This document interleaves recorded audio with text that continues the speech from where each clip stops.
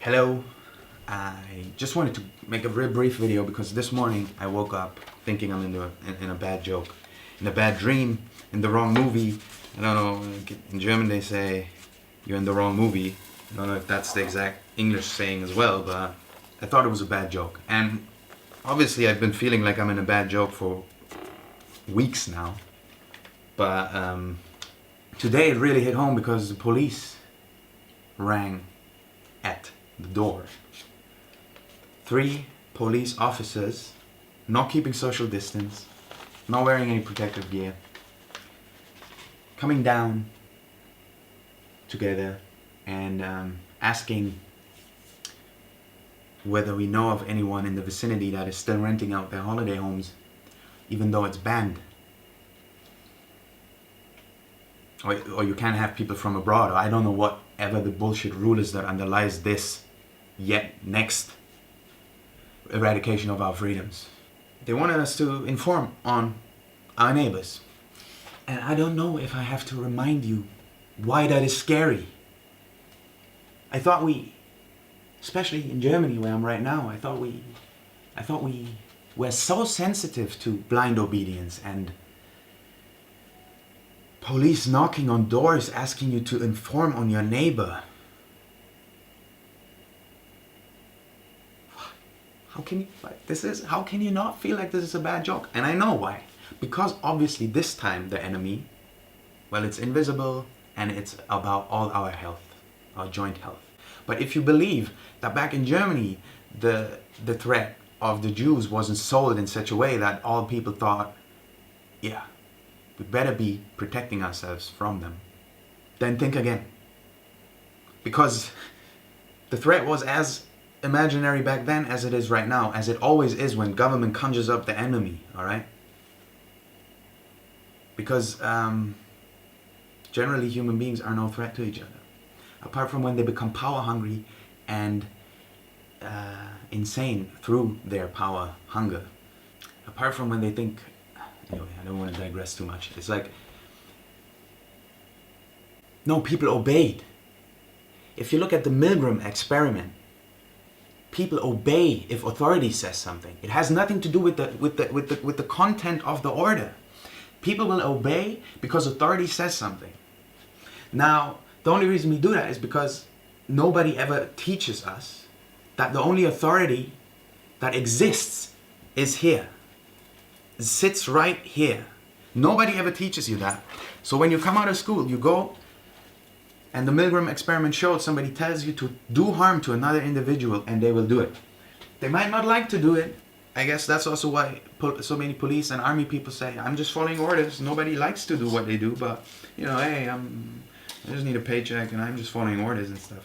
But that's not how it works, man. You cannot not be responsible for your actions, ever, alright? So no matter who tells you something, no matter what you perceive them to be, if you execute whatever it is they tell you, it's you.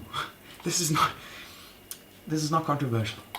What I want to say about the police people that came down today is like, you're a human being, like I am, and all the people around you. These are not your enemies, alright? You're not. If you get joy out of this, roaming from house to house, you should question your morals.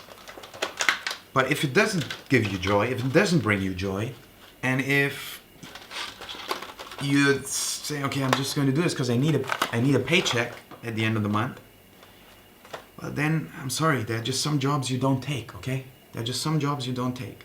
Recently it was even in the paper, like 2 guys got arrested because they were together caught smoking weed by police, but the only reason police caught them was because a neighbor denounced them, saying there's a corona party going on. And didn't even know what was going on, right? Like, just saw a person entering a flat knowing that person doesn't live there and probably not leaving the flat for a while. So they're like, oh, there are 2 people, they have been spending time with each other. This thinking, I'm going to stand at my window and look what people are doing out there. It may be parking in the wrong space. That's also, you know, like that the police in that city that I was talking about, it tweeted out, please stop reporting so many crimes.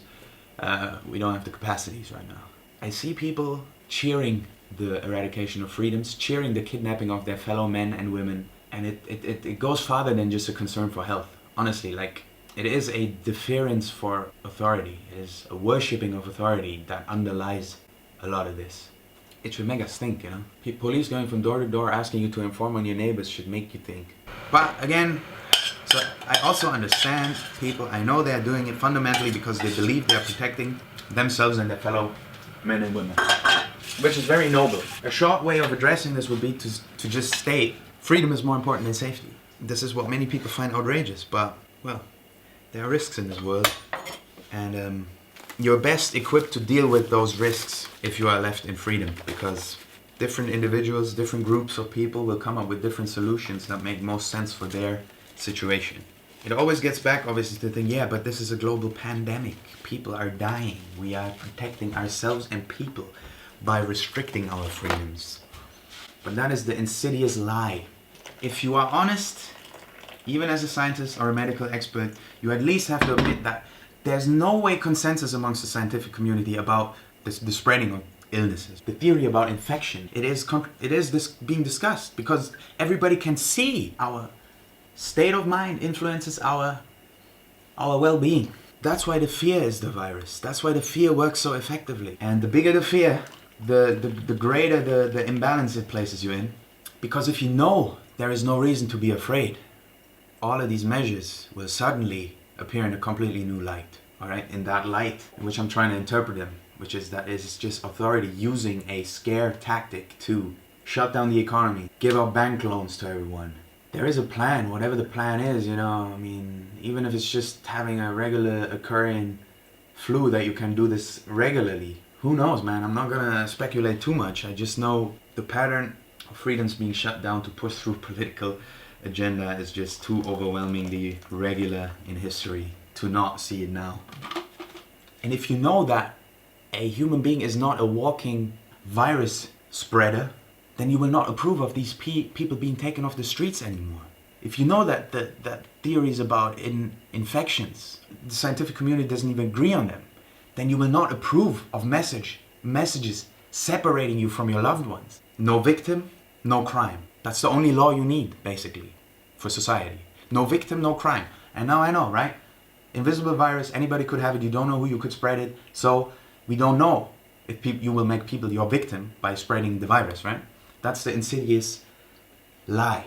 And I know you have all these experts on TV now, but again, we always come back to the compartmentalized nature of this word. I mean, you have people working on viruses, you have people looking at bacteria. Bacteria, for instance, used to be a bad thing. Now, a lot of people agree, no, they live in kind of a symbiosis with us. We should have them. We shouldn't be in a sterile environment because that will just make us develop all these, unnatural illnesses in the first place. That is a paradigm shift. Like smoking, at some point, it was said it expands the lungs. It's great for you. Now, it's like the devil.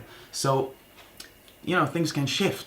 And now we are in a more highly compartmentalized world than ever. To assume that from the little sample on a glass plate, all the way up to that politician that then tells you what to do, that all of that was truthful and that all of that can be trusted, and that you don't have to believe in conspiracies. It's just like such a highly complex process that anybody with a bit of common sense would at least allow for errors to happen there, all right? And that's all I'm saying is like allow for an error to have led to misinformation, all right? Don't believe in a conspiracy. Right? You don't even have to, right? The politicians might only be trying to save their ass, because if you do everything, then you'll be safe, all right? If you do everything, if in the end you did too little, then you lose your job.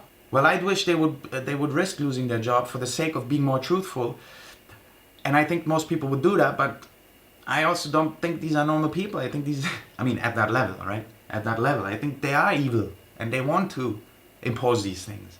So they will not ever sacrifice their job. And the other thing is, I would just wish for them to say, look, there's a new virus, we don't really know what it does yet, blah, blah, blah, blah, blah. No, there's a new virus, it kills, stay in, It's the most dangerous thing we've ever faced. When there are more people than ever coming out in favor, and like, people that is really hard to denounce, I know, and it's like, and it's the same for the doctors. I mean, you don't have to assume a conspiracy. Like, doctors will tell you, if you do everything, and the patient dies, you're not liable. If you do nothing and the patient dies, you're liable. So doesn't have to be this giant conspiracy, but it's all systemically, the system doesn't allow for action outside of the system.